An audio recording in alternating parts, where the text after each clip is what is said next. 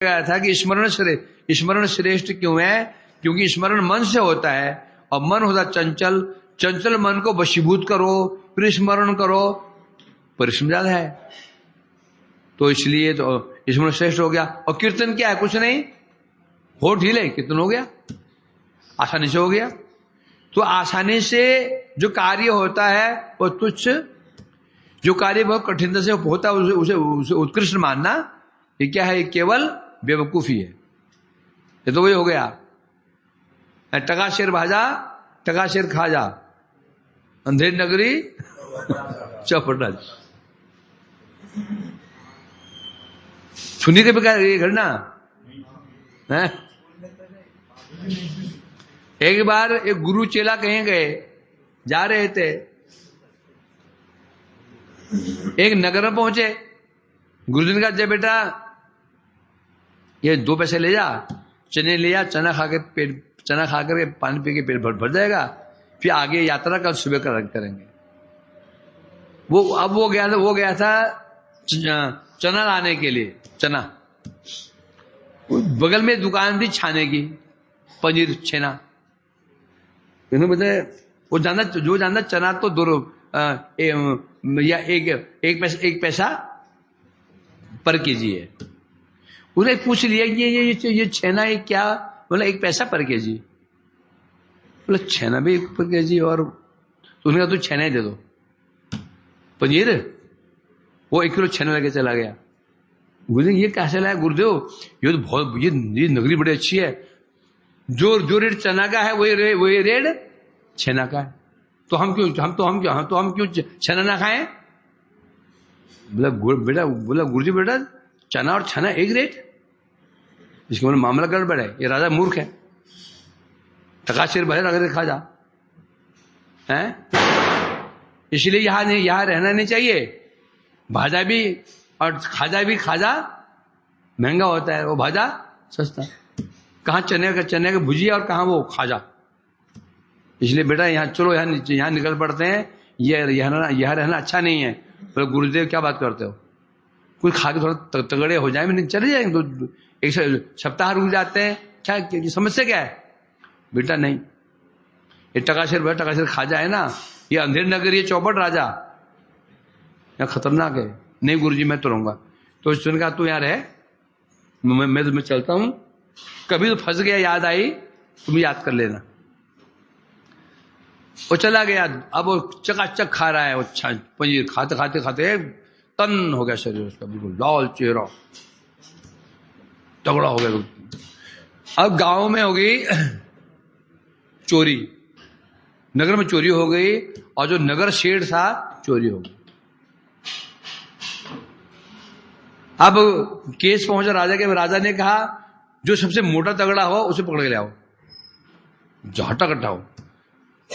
और ये तो जवान लड़का था, हट्टा कट्टा, इसको हट्टा कट्टा पकड़ के लेके चले।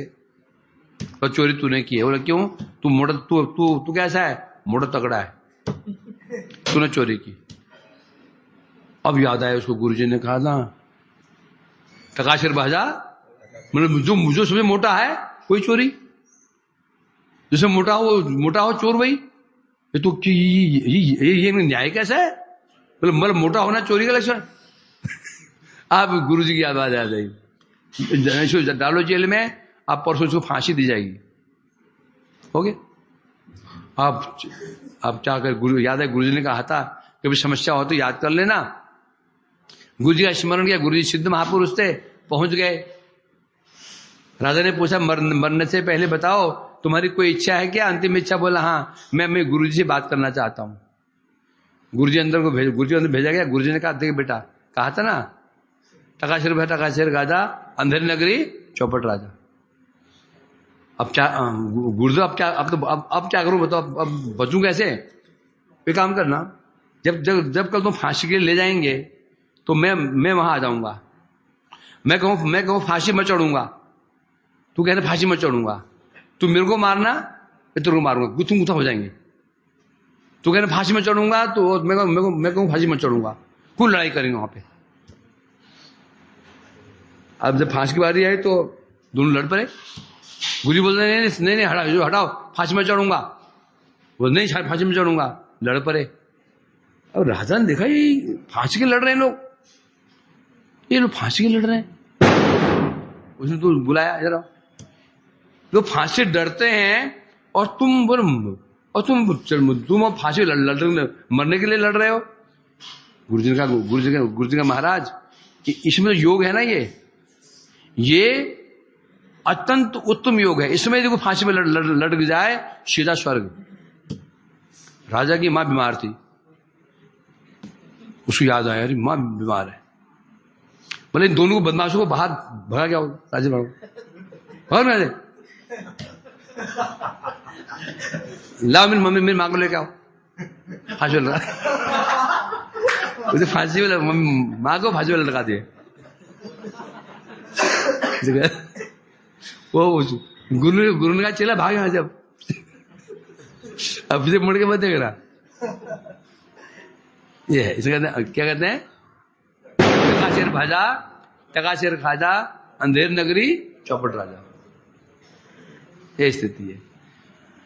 ये तो कहावत हुआ, ये हम पर लागू होता है। यथा योग्य सम्मान देना चाहिए, लेना भी चाहिए और देना भी चाहिए। कोई तो सम्मान देता है तो सोच लो कहीं तो कोई तुम्हें वो सम्मान दे रहा है, तो सम्मान एक श्रेष्ठ महापुरुष को मिल रहा है, तो ये समझा ये व्यक्ति वहीं से आया हुआ है।